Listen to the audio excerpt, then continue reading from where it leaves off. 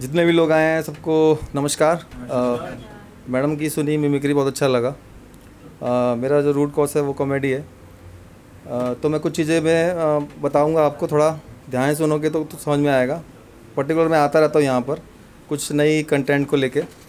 अभी मैं एक अलग विषय पर जा रहा हूँ।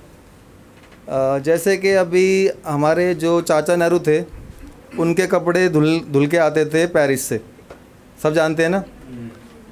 अब जो अब के प्रधानमंत्री है मोदी जी, वो खुद ही विदेश चले जाते हैं कपड़े के बजाय। ठीक है, अब दूसरे कंटेंट पे आता हूँ। सब लोग सफ़र करते होंगे, ख़ास तौर से मेट्रो के बाद रेलवे, इधर उधर जाते होंगे। तो मैं एक ना वाक़या सुना रहा हूँ, मतलब मुझे उम्मीद है अच्छा लगेगा। प्रैक्टिकल में क्या होता है, हम जाते हैं और उनका दर्द सुनाऊंगा जो जिनका रिजर्वेशन नहीं होता, जो तत्काल टिकट लेते हैं। ठीक है, अब मुझे हरियाणा से पानीपत से आना है मेरे को दिल्ली।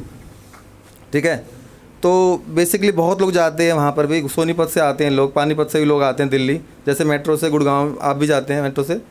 तो वो दर्द सुना रहा हूँ कि कैसे कैसे कंडीशन होती है वहाँ पे।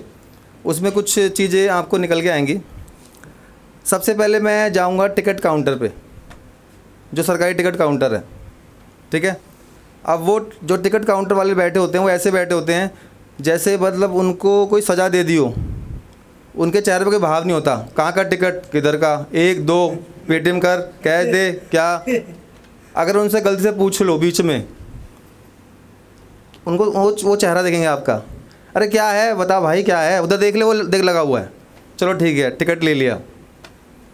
टिकट की जब लाइन में लगते हैं हम, सबके साथ होता होगा, बीच में कई लोग सी टाइप लोग भी घुस जाते हैं। आप पढ़े लिखे हैं, ग्रेजुएट हैं, लेकिन ये सामना करना पड़ता है, बीच में भी बहुत बताना पड़ता है, अरे भाई लाइन में आ जा।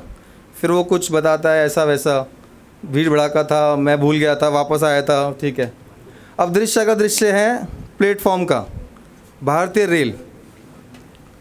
हम अंदर घुसे तो हमने देखा एक बंदा कचौड़ी तल रहा है, कचौड़ी बनाता जा रहा है।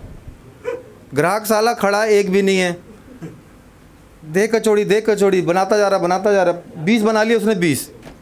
अब मुझे ग्राहक दिख रहा है एक वहाँ पर, मुझे लगा कि अंबानी की शादी का स्टॉल तो नहीं लगा हुआ यहाँ पे, चलो कोई बात नहीं। दूसरा दृश्य देखा मैंने, एक भाई साहब, इतना तेल साफ़ था, रजनीकांत के कलर से भी साफ तेल, उसके अंदर बैट बॉल तलता जा रहा है। अगर दिल्ली वाला बंदा खा लिया, मुश्किल से अगर दिल्ली वाले बंदे ने खा लिया तो 30 दिन तक ना प्लेटफॉर्म की शक्ल नहीं देखेगा, वो ऐसा पेट में हाहाकार करेगा।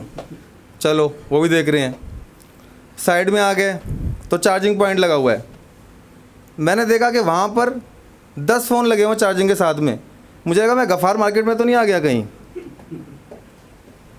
अलग दृश्य। चलो कोई बात नहीं, प्लेटफॉर्म पे होता है। कई लोग बैठे हुए हैं, खाना खा रहे हैं, कई पढ़े लिखे लोग भी हैं वहाँ पर। 3-4 बुजुर्ग बैठे हुए हैं, 80-85 साल के बैठे हुए हैं। ताऊ राम राम, हाँ राम राम। ताऊ ये ट्रेन वहीं जाएगी ना भाई, जाएगी वहीं की जगह, तो टिकट लिया वहीं जाएगी। अच्छा ताऊ जी अपने बारे में बताओ ज़रा। अब बात प्लेटफॉर्म पर टाइम पास नहीं हो रहा, तो 3-4 बूढ़े बैठे 85 साल के, 90 साल के।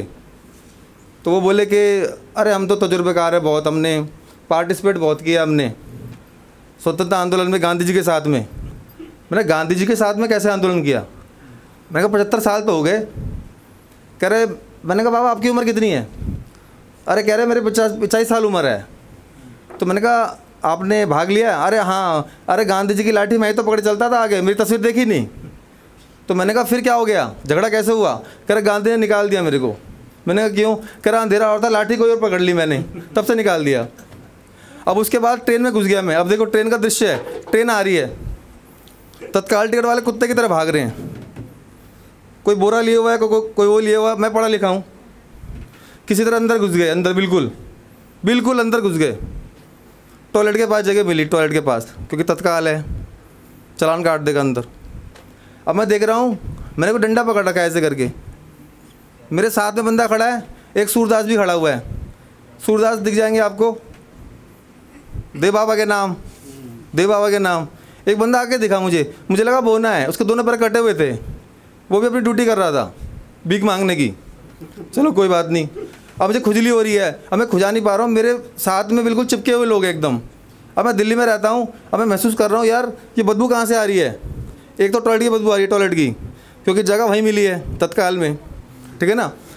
उसके बाद में क्या होता है, अब क्लाइमैक्स शुरू होता है, क्योंकि मैं खड़ा हूँ बाथरूम के पास, भीड़ बहुत हो रही होती है, अलग अलग करेक्टर के लोग मिलते हैं, भीड़ से निकल के आते हैं। एक तो वो आते हैं, कितनी भीड़ हो बस में, कितनी भीड़ हो ट्रेन के अंदर, वड़ा पाव, ठंडा कोल्ड कॉफ़ी, मैं देख रहा हूँ अरे यार तू जगह कैसे बनाता होगा, मैं भी देख रहा हूँ उसको, समझ रहा हूँ।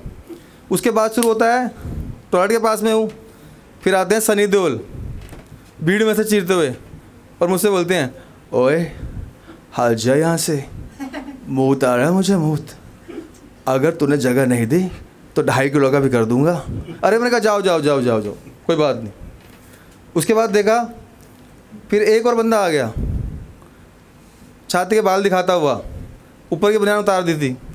रेलवे के देखते हैं अलग अलग सीन, मुँह में जुबान केसरी, बस बोलो जुबान केसरी, मुझे बाथरूम लगा है, जगह दे दे मुझे। मैंने कहा अच्छा ऐसा भी होता है। फिर आए हमारे शाहरुख खान साहब, अरे बड़ी जोर की लगी है, बड़ी जोर की, अरे बड़ी जोर की लगी है मुझे, अरे रास्ता दे दो, रास्ता दो। मैंने कहा जल्दी रास्ता दे दो, नहीं मुँह देगा शाहरुख खान। उसके बाद मुझे खुजली होने स्टार्ट हुई, खुजली। अब मैं किसी को देख रहा हूँ, वही मुझे देख रहा है, मैं उसको देख रहा हूँ, उसने मुझे आँख मार दी।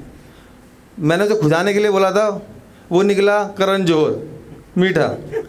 टाइम कम है, थैंक यू। कहानी और भी अगले हफ्ते आएगी, आपने सुना, इसके लिए थैंक यू।